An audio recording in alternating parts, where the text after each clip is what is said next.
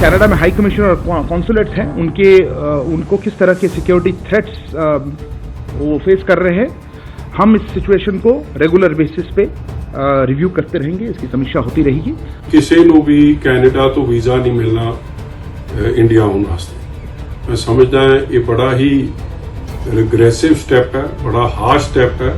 बड़ी दुख ਦੇ ਨਾਲ ਕਹਿਣਾ ਪੈਣਾ ਇਹਦਾ ਬਹੁਤ ਵੱਡਾ ਅਸਰ ਹੋ ਰਿਹਾ ਹੈ। ਜਿੱਥੇ ਲੋਕਾਂ ਵਿੱਚ ਪੈਨਿਕ ਹੋ ਗਿਆ, ਇਮੀਡੀਏਟਲੀ ਗਵਰਨਮੈਂਟ ਆਫ ਇੰਡੀਆ ਤੇ ਗਵਰਨਮੈਂਟ ਆਫ ਕੈਨੇਡਾ ਬਹਿ ਕੇ ਇਹਦਾ ਸੋਲੂਸ਼ਨ ਜਲਦੀ ਲੱਭਣ। बच्चों में पैनिक, पेरेंट्स में पैनिक जो अभी क्रिएट हुआ है ये काफी चैलेंजिंग रहेगा। वो जो 10 सबसे टॉप वांटेड लोग हैं उसकी लिस्ट में है, जिसमें से 8 तो कनाडा में बैठे हैं। 5 लाख से ऊपर आज की डेट में इंडियन इंटरनेशनल स्टूडेंट्स है वहाँ पे, तो ये कम नंबर नहीं है। कैनेडियन सरकार सेफ हेवन्स न दें। नमस्कार, खबरों की खबर में आपका स्वागत है। मैं हूं संकेत उपाध्याय। एक आतंकवादी की हत्या, इस मुद्दे पर कनाडा और भारत के बीच तनाव से बढ़ी चिंताएं अब सामने आनी शुरू हो गई। दोनों देशों के बीच काफी करीबी संबंध रहे हैं और दुनिया में 7वें स्थान पर सबसे ज्यादा भारतीय अगर कहीं रहते हैं तो वो कनाडा है। लिहाजा इस तनाव का असर ऐसे सभी भारतीयों पर और उनके परिवारों पर होना ही होना है, आप ये जान लीजिए। और इसी की चिंता सब नेता और सारे लोग व्यक्त कर रहे थे। तो ये जो पूरा तनाव हो रहा है, इसका एक ह्यूमन एंगल भी है जिसके बारे में हम आज चर्चा करेंगे। अब से कुछ ही देर में जस्टिन ट्रूडो एक बयान भी देंगे, हम आपको वो बयान भी सुनाएंगे, लेकिन इन सब पर विस्तार से बात करेंगे। उससे पहले ये बता दें कि कनाडा के भारत अपना रुख और सख्त किया है। 18 जून को कनाडा के ब्रिटिश कोलंबिया प्रांत में एक खालिस्तानी आतंकी हरदीप सिंह निज्जर की हत्या के मामले में कनाडा सरकार के आरोपों को भारत ने राजनीति से प्रेरित बताया। दिल्ली में G20 की बैठक से लौटने के बाद कनाडा के प्रधानमंत्री ने अपने देश की संसद में आरोप लगाया था कि हरदीप सिंह निज्जर की हत्या में भारतीय एजेंसियों का हाथ है। उन्होंने ये भी कहा था कि G20 के दौरान उन्होंने ये मुद्दा भारतीय प्रधानमंत्री के सामने भी उठाया। लेकिन विदेश मंत्रालय ने आज इस मामले में कहा कि कनाडा ने निज्जर के केस में कोई जानकारी साझा नहीं की, जबकि भारत कनाडा में सक्रिय आतंकियों और गैंगस्टरों के सबूत कई बार साझा कर चुका है, जिन पर कनाडा ने कोई कार्रवाई नहीं की। भारतीय विदेश मंत्रालय ने कहा कि जहां तक प्रतिष्ठा का नुकसान की बात है, तो किसी देश को चिंता करने की जरूरत है, तो वो है कनाडा। होगा कि हमारे जो कनाडा में हाई कमिश्नर और कॉन्सुलेट्स हैं उनको किस तरह के सिक्योरिटी थ्रेट्स वो फेस कर रहे हैं, उसको आप जानते हैं। इससे उनका जो सामान्य कामकाज होता है उसमें बाधा पड़ी है, उससे डिस्ट्रप्शन आई है।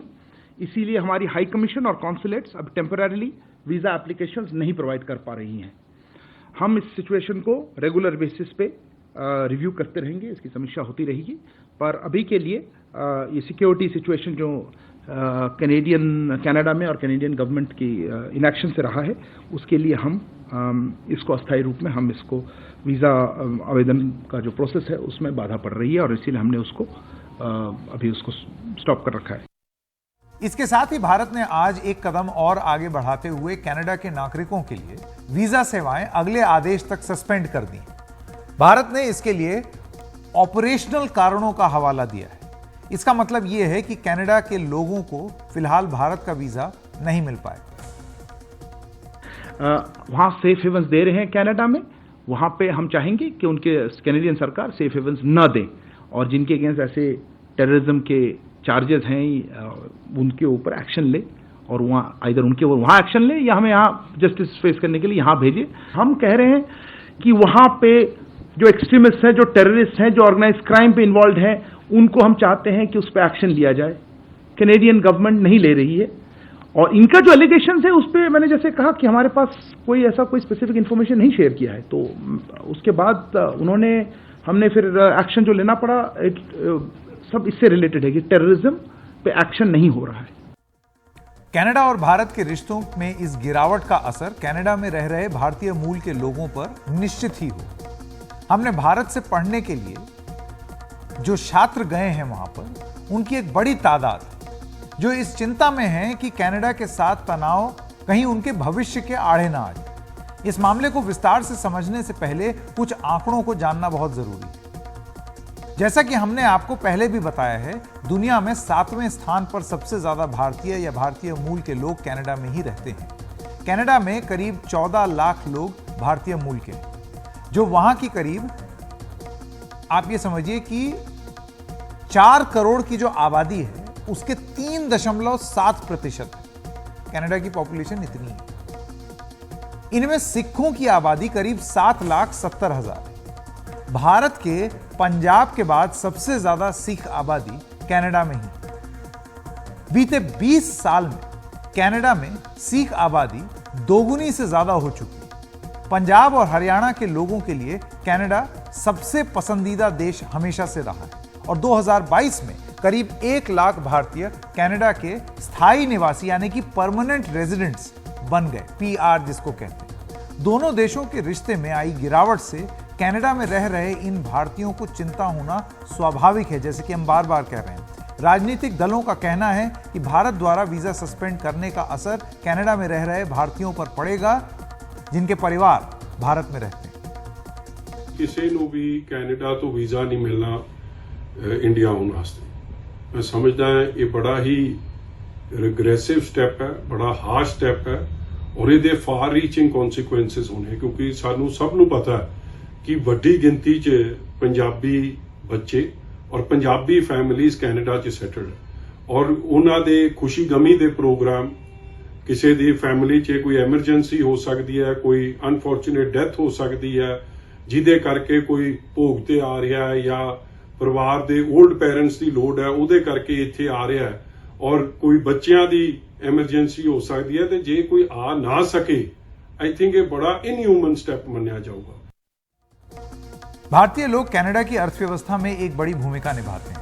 वहां खेती से लेकर उद्योगों और मेडिकल इंजीनियरिंग जैसे सर्विस सेक्टर्स में भारतीयों की बड़ी भूमिका है। अगर सिर्फ शिक्षा के क्षेत्र की ही बात कर लें तो उसमें भारतीयों की भूमिका सबसे बड़ी है। कनाडा में सबसे ज्यादा विदेशी छात्र भारत से ही हैं। उनकी ओर से दी जाने वाली फीस और अन्य खर्च कनाडा की अर्थव्यवस्था में हर साल अरबों डॉलर का स्रोत बनते हैं। अब कनाडा में पढ़ रहे भारतीय छात्रों की संख्या पर नजर डालिए। साल 2022 में कनाडा में स्टूडेंट्स वीजा पर पढ़ रहे या रह रहे छात्रों की संख्या 8,07,750 थी। इनमें से 3,19,000 छात्र भारत के थे, यानी करीब 40%। अब आप सोच रहे हैं विदेशी छात्र जो कनाडा में हैं, 40% आबादी इंडियन। साल 2022 में कनाडा में 5,51,405 नए छात्र स्टडी परमिट पर आए, जिनमें से 2,26,450 छात्र, यानी कि ये परसेंटेज और बढ़ गया, 41%। 2023 के आंकड़ों को देखें तो साल की पहली छमाही यानी कि फर्स्ट 6 मंथ्स में कनाडा में 4,34,899 अंतर्राष्ट्रीय छात्र हैं, जिसमें से 1,75,021 भारत के हैं, यानी कि 40%। तो लगातार 40% छात्र जो फॉरेन छात्र हैं वो भारत से आते हैं कनाडा में। इसके बाद दूसरे स्थान पर नाइजीरिया से छात्र वहां पर आते हैं। अंतर्राष्ट्रीय छात्रों की ओर से कनाडा की अर्थव्यवस्था में हर साल 30 अरब डॉलर आते हैं। अब इनमें 40% अगर भारतीय छात्र हैं तो आप समझ सकते हैं कि भारतीय छात्रों की इसमें कितनी बड़ी भूमिका है। लेकिन ये छात्र अब चिंता में। जब सब लोगों ने इस न्यूज के बारे में पढ़ा तो एक हमारे स्टूडेंट ग्रुप में जो इंडियन गवर्नमेंट की पोस्ट थी वो बहुत सर्कुलेट हुई। उसमें ये था कि इंडियन स्टूडेंट्स जो कनाडा में स्टडी या फिर वर्क के रीजन से गए हैं वो अपनी सेफ्टी का थोड़ा ध्यान रखें। तो बस उसी पोस्ट की वजह से थोड़ा ऐसा हो गया कि अब सब लोग ज्यादा केयरफुल हो गए। पहले ज्यादा कोई केयरफुल नहीं था कि कौन कैसे जा रहा है, but now everybody is pretty careful. तो ये हो रहा है, ये इस बार ही ऐसा सबको ज्यादा लग रहा है क्योंकि इतना हाई टेंशन चल रही है दोनों गवर्नमेंट्स के बीच में। बट सबको ये लगता है कि हाँ इट्स लाइक अ फेज और ये जल्दी समाप्त हो जाएगा। इसके बारे में ग्रुप में बहुत सारे पोस्ट्स आते रहते हैं और क्या कहते हैं, लोग इस बारे में बात कर रहे हैं, क्लासमेट्स आपस में बात कर रहे हैं। तो अभी सब लोग यही सोच रहे हैं कि क्यों इतना टेंशन का माहौल हो रहा है और कब ये ठीक होगा। मैं ये चाहूंगी कि सरकार सारे जो इंडियन स्टूडेंट्स कनाडा में गए हुए हैं उनकी हेल्प करे। अगर उन्हें कोई भी प्रॉब्लम हो रही है तो वो इस चीज को उनके कंसर्न्स को एड्रेस करे, ऐसे उसे इग्नोर ना करे, क्योंकि यहाँ पे भी उन्हीं के सिटीजन हैं जो पढ़ने आए हैं। कंसल्टेंट बताते हैं कि कनाडा में भारत से जाने वाले छात्रों में सबसे ज्यादा तादाद पंजाब के छात्रों की, जो कोविड से पहले 60 से 70% थे, लेकिन उसके बाद उनकी तादाद 40% रह गई। पंजाब के छात्रों के लिए कनाडा पहली पसंद रहा है। भारत और कनाडा के संस्थानों के बीच 200 से ज्यादा एजुकेशनल पार्टनरशिप्स भारतीय छात्रों की कनाडा में पढ़ाई में बड़ी भूमिका निभाती हैं। लेकिन अब भारत और कनाडा के बीच तनाव का खामियाजा इन छात्रों को भुगतना पड़ सकता है। इस सिलसिले में हमने विदेश में पढ़ने के लिए जाने वाले छात्रों से जुड़े 2 कंसल्टेंट्स से बात की। कल तक हमने जब बच्चों से बात करी थी, हमने देखा सिर्फ 3% बच्चों को पता था कि ऐसा कुछ हो रहा है। आज वो नंबर करीब 18-20% हो गया है। आज हमने देखा कि 3 तरीके के बच्चों से हमने बात करी। एक जो ऑलरेडी कनाडा में है, उनके अंदर जरूर थोड़ा तनाव है। दूसरे हमने उन बच्चों से बात करी जिनका प्रोसेस पूरा कंप्लीट हो गया था, जिनका सिर्फ वीजा आना बचा था। इन बच्चों ने एप्लीकेशन पे काफी पैसे लगा दिए हैं, तो इनके लिए पॉसिबल नहीं है कि वो एप्लीकेशन के पैसे को दोबारा वो किसी और कंट्री की तरफ लगाए, यूके, ऑस्ट्रेलिया, यूएस या फिर इंडिया के अंदर भी। सो उनके लिए एक प्रॉब्लम इशू है। और तीसरे वो तरीके के बच्चे जो कनाडा के बारे में सोच रहे थे अप्लाई करने के लिए, कि भी समर इनटेक आने वाला था मई-जून का। सो जो तीसरी कैटेगरी के बच्चे हैं, आई थिंक वो तो ज्यादातर बच्चे रीडायरेक्ट कर रहे हैं अपनी एप्लीकेशन। कुछ बच्चे यूके जाना चाहते हैं, कुछ ऑस्ट्रेलिया, कुछ इंडिया और कुछ यूएस। बट जो बच्चे ऑलरेडी वहां पर हैं, जो बच्चे ऑलरेडी अपने वीजा की वेट कर रहे थे, उनके अंदर काफी तनाव है। और आई थिंक हमने डिसीजन लिया एज अ कंपनी अभी से करीब 8 घंटे पहले कि टिल हमें फर्दर क्लैरिटी मिलेगी गवर्नमेंट ऑफ इंडिया से, MEA से, हम कनाडा की तरफ किसी बच्चे को अप्लाई नहीं करवाएंगे। और हमने एक हेल्पलाइन इंटरनली ओपन करी है उन बच्चों के लिए जो कनाडा में हैं, और उन बच्चों के लिए भी जो कनाडा में अप्लाई कर रहे थे, जिससे हम उनके सवालों का जवाब दे सकें, जितना अच्छे से जवाब दे सकते हैं उतना अच्छा जवाब दे सकें। आज की डेट में कनाडा में करीब 5 लाख से ऊपर इंटरनेशनल स्टूडेंट्स हैं। 5 लाख से ऊपर आज की डेट में इंडियन इंटरनेशनल स्टूडेंट्स हैं वहां पे। तो ये कम नंबर नहीं है। और एक लार्ज पार्ट ऑफ कनाडा के अंदर जो इंटरनेशनल स्टूडेंट्स आते हैं वो सिर्फ इंडिया से ही आते हैं, और वो बहुत वैल्यू ऐड करते हैं कनाडा की इकोनॉमी में। वो बहुत वैल्यू ऐड करते हैं कनाडा में डिफरेंट टाइप्स ऑफ जॉब्स करने में। सो ऐसा नहीं है कि वो सब एकदम से बिल्कुल गायब हो जाएगा। तो जो ट्रेड है, जो इकोनॉमी है, वो इमीडिएटली इंपैक्ट नहीं होगी, क्योंकि वो बहुत अगर मैं बोलूं तो बहुत डीपली एम्बेडेड है। बहुत मतलब उनकी इकोनॉमी के अंदर ना एक तरीके से उनकी नस के अंदर काफी घुसी हुई है। सो वो सब चीजें एकदम से मतलब इतनी इंपैक्ट नहीं होंगी। बट हाँ, जो स्टूडेंट आज आई थिंक कनाडा को फर्स्ट प्रेफरेंस मान के चलता था पिछले 4, 5, 6 सालों से, क्योंकि कनाडा के अंदर इमिग्रेशन स्टेटस बड़े आसानी से मिल जाता था। कनाडा के अंदर PR बहुत ईजी था as compare to other countries.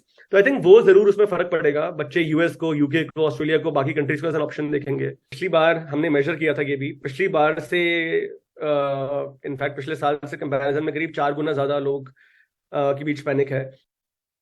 हमारे तकरीबन 1,87,000 स्टूडेंट्स, 1,87,000 स्टूडेंट्स लास्ट ईयर और तकरीबन 2 लाख स्टूडेंट्स इस ईयर फिलहाल कैनेडियन सॉइल में हैं। इनफैक्ट अभी वाले जो बच्चे हैं वो अभी बस जस्ट पहुंचे ही हैं।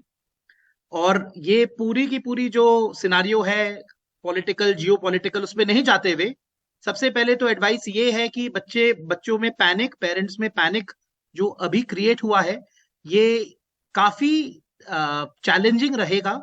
आगे वाले बच्चों जो प्लान कर रहे हैं उनको कनाडा जाना चाहिए कि नहीं जाना चाहिए, कई सारे टेंशन क्वेश्चन आ गए हैं। बट अभी फिलहाल जो बच्चे वहां पे हैं, हमारे पास बहुत कॉल आ रहे हैं कि क्या करना चाहिए, वापस बुला लिया जाए हमें वहां पे, हमारे बच्चों को अगर कुछ हो गया तो। देखिए, इंडिया पूरी रिस्पॉन्सिबिलिटी पहले भी लिया है और आने वाले टाइम पे भी लेगा। और जो भी जियोपॉलिटिकल सिनारियोज हैं ये सॉर्ट आउट हो जाएंगे। स्टूडेंट कम्युनिटी को कोई बहुत वैसे पैनिक करने की कोई रीजन नहीं है। आप अपने मिनिस्ट्री ऑफ एक्सटर्नल अफेयर्स के जो डिस्क्लेमर्स हैं कि आप अभी ट्रैवल कम करिए, रिस्ट्रिक्टेड कॉलेज कैंपस एनवायरनमेंट में रहिए। और मदद गवर्नमेंट ने एक वेबसाइट लॉन्च किया हुआ है, madat.gov.in।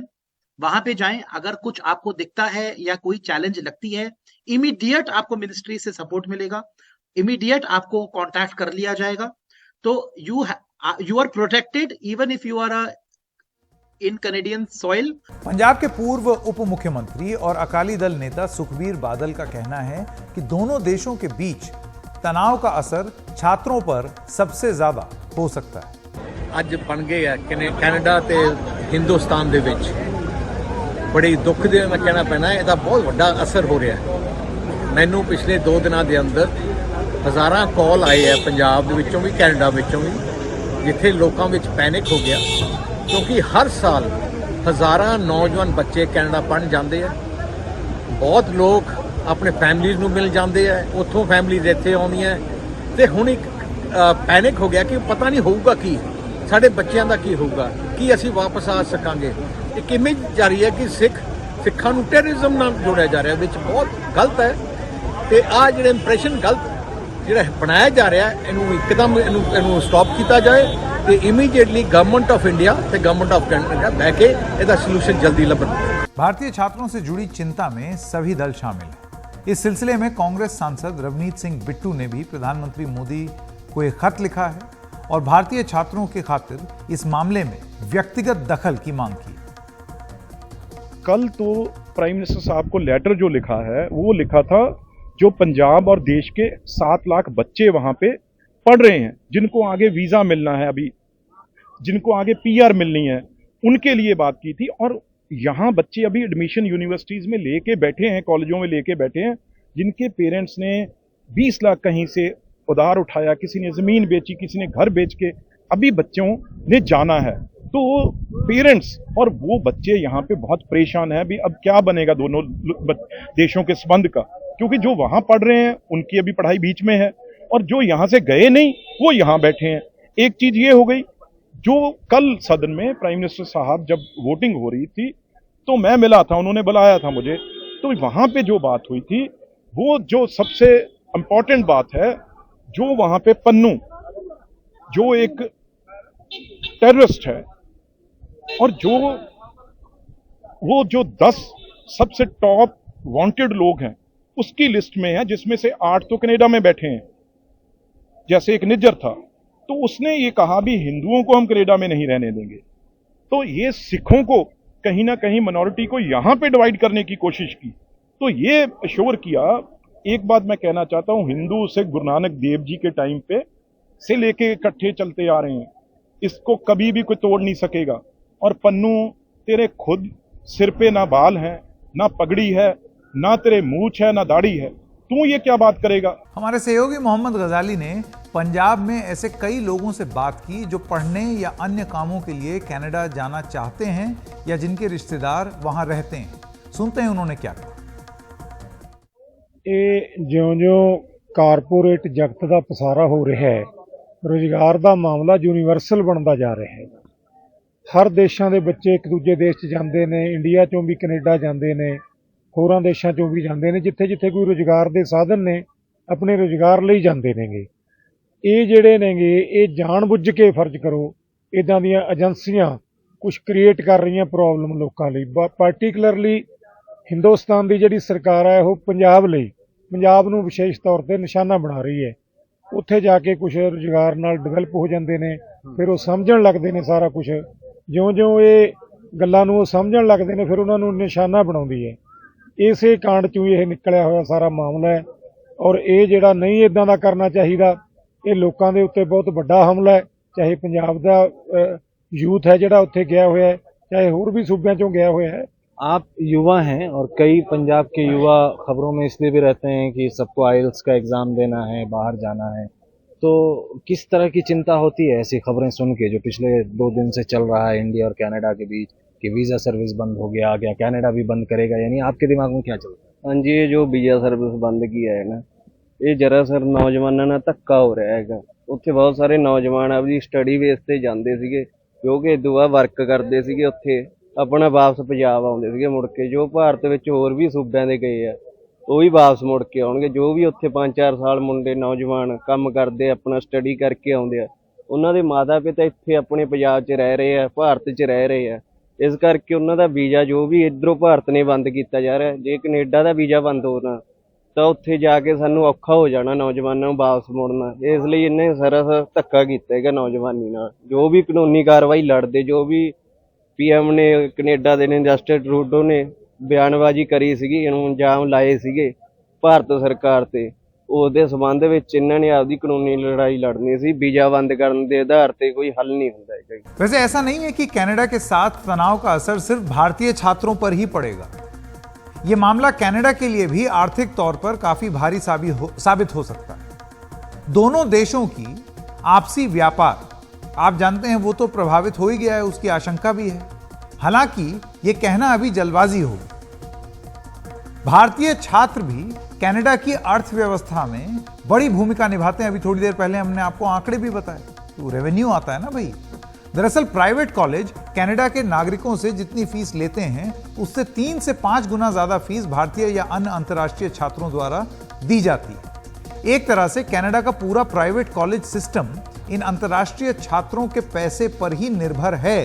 और अगर भारत से वहां छात्र जाना बंद कर दे तो यह पूरे सिस्टम जो है ये दिक्कत में आ जाएगा। हमने आपको पहले ही बताया था 40%, 41% इतनी संख्या तो भारतीय छात्रों की। इसे एक उदाहरण से समझ सकते हैं। अक्टूबर 2018 में एक सऊदी अरब के पत्रकार जमाल खशोगी की तुर्की की राजधानी इस्तांबुल में हत्या हुई और आरोप सऊदी अरब सरकार पर लगा। यह मामला अंतर्राष्ट्रीय सुर्खियों में रहा। कई देशों ने इस मामले में सऊदी अरब की तीखी आलोचना की। इन देशों में कनाडा भी शामिल था। 2018 में ही कनाडा में सऊदी अरब के करीब 15,000 छात्र पढ़ रहे थे। सऊदी अरब ने अपने इन छात्रों को कनाडा छोड़ने का आदेश दिया। इसका बड़ा असर हुआ। वहां की कई यूनिवर्सिटी को बहुत बड़ा आर्थिक नुकसान हो गया। कनाडा की बहुत सारी यूनिवर्सिटीज हैं जो पहले से ही आर्थिक संकट में चल रही थीं, वो तेजी से दिवालिया हो गई। आप सोचिए, पूरी यूनिवर्सिटी जो है वो बैंकरप्ट हो गई, बैठ गई। सऊदी अरब 2018 में कनाडा में छात्र भेजने वाले देशों में 6ठे स्थान पर था। भारत तो 2022 में पहले स्थान पर है। इससे अंदाजा आप लगा सकते हैं कि यह पूरा मामला कनाडा के लिए भी कम बड़ी चिंता की बात नहीं है। कनाडा के रियल एस्टेट सेक्टर और वहां की जो गिग इकोनॉमी है, वहां पर भी इन छात्रों की एक बहुत बड़ी भूमिका है। गिग इकोनॉमी मतलब मेहनत से जुड़े छोटे मोटे काम। विदेशों में पढ़ने जाने वाले कई अंतर्राष्ट्रीय छात्र अपना जेब खर्च निकालने के लिए इसी तरीके के काम करते हैं, जैसे कि किसी किराने की दुकान में या स्टोर में या रेस्तरां में काम कर लिया पार्ट टाइम। तो ये सब भी अगर चले जाएंगे तो आपकी अर्थव्यवस्था भी बैठेगी। अगर भारतीय छात्र कम हुए तो कनाडा में ऐसे छोटे मोटे कामों के लिए लेबर की शॉर्टेज भी पड़ सकती है। भारतीय छात्रों की वजह से कनाडा की सरकार न्यूनतम मेहनताना $15 प्रति घंटा रख पाई है। क्षेत्रफल जो है उसके लिहाज से दुनिया के दूसरे सबसे बड़े देश कनाडा की जनसंख्या करीब 4 करोड़ है। यही नहीं, कनाडा के रियल एस्टेट पर भी इसका असर पड़ेगा। Greater Toronto area, greater Vancouver area, Calgary, ऐसे जो जितनी जगहें हैं जहां भारतीय छात्र भारी तादाद में, इन इलाकों में घरों को किराए पर लेने वालों में सबसे बड़ी तादाद भारतीय छात्रों की है। तो असर उन पर भी पड़ेगा और बहुत भारी पड़ेगा, आर्थिक असर पड़ेगा। ऐसे समय जब कनाडा में घरों के लिए कर्ज पर ब्याज बहुत ऊंचे दरों पर है, इन छात्रों से मिलने वाला किराया वहां के लोगों के लिए एक बड़ी राहत के तौर पर आता है। कनाडा फंड्स के लिए जो है अंतर्राष्ट्रीय छात्रों पर इतना ज्यादा निर्भर है। 2021 में कनाडा के ऑडिटर जनरल ने अपनी एक रिपोर्ट में यह चिंता जताई थी कि कनाडा को फंड्स के लिए अंतर्राष्ट्रीय छात्रों पर इतना ज्यादा निर्भर नहीं होना चाहिए। अगर कुछ देशों के छात्र कनाडा नहीं आ पाते हैं तो राजस्व में अचानक एक बड़ी गिरावट आ सकती है। ऐसे में अंदाजा लगाया जा सकता है कि कुल छात्रों में 40% भारतीय छात्रों का होना कनाडा के लिए कितना मायने रखता है। इस बीच कनाडा से आज एक खबर यह भी आई कि भारत में वांटेड एक गैंगस्टर सुखदूल सिंह उर्फ सुक्खा, उसकी कनाडा के एक जगह पर गैंग वॉर में हत्या हो गई। गैंग वॉर सुक्खा दुनी के खालिस्तानी आंदोलन से जुड़ा था। कल ही हमने आपको यह दिखाया था कि एनआईए की मोस्ट वांटेड लिस्ट में शामिल था यह आदमी और कनाडा को यह लिस्ट सौंपी जा चुकी। रिपोर्ट्स के मुताबिक सुक्खा दुनी के पर विरोधी गैंग के हमलावरों ने करीब 15 राउंड फायरिंग की, जिससे उसकी मौके पर ही मौत हो गई। सुक्खा पंजाब के मोगा का रहने वाला था और खालिस्तान टाइगर फोर्स के आतंकी अर्श डल्ला का करीबी था। भारत में सुक्खा के खिलाफ 15 केस चल रहे हैं। 2017 में वो जाली दस्तावेज के सहारे कनाडा भाग गया।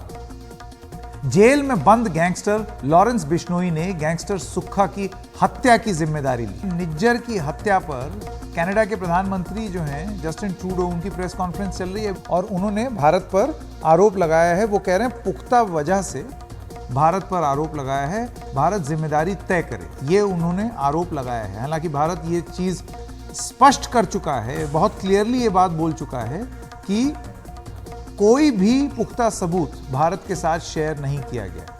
आइए सुनते हैं। As I said on Monday, there are credible reasons to believe that agents of the government of India were involved in the killing of a Canadian on Canadian soil. That is something of the utmost and foundational importance in a country of rule of law, in a world where international rules-based order matters. We have a rigorous and independent justice system and robust processes that will follow their course. And we call upon the government of India to engage with us to move forward on getting to the truth of this matter. That as a country with a strong and independent justice system, we allow those justice processes to unfold themselves with the utmost integrity. But I can assure you, the decision to share these allegations on the floor of the House of Commons Monday morning was not done lightly. It was done with, or Monday afternoon, was done with the utmost seriousness. We call upon the government of India to take seriously this matter and to work with us to shed full transparency and ensure accountability and justice in this matter. We are a country of the rule of law. We are going to continue to do the work necessary to keep Canadians safe and to uphold our values and the international rules-based order. That's our focus right now. Honorable members, subject to correction, ayes 215.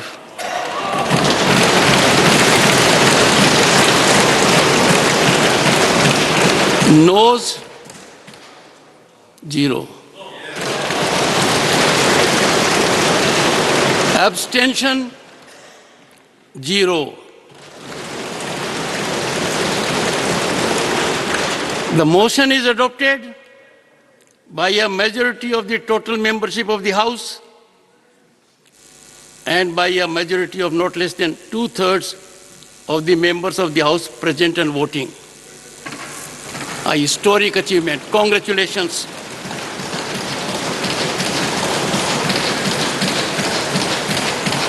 Honorable members, it is only a coincidence. मन कंचन है, यह संयोग ऐसा है, हिंदू रीति विधि के अनुसार माननीय प्रधानमंत्री जी का आज जन्मदिन भी है।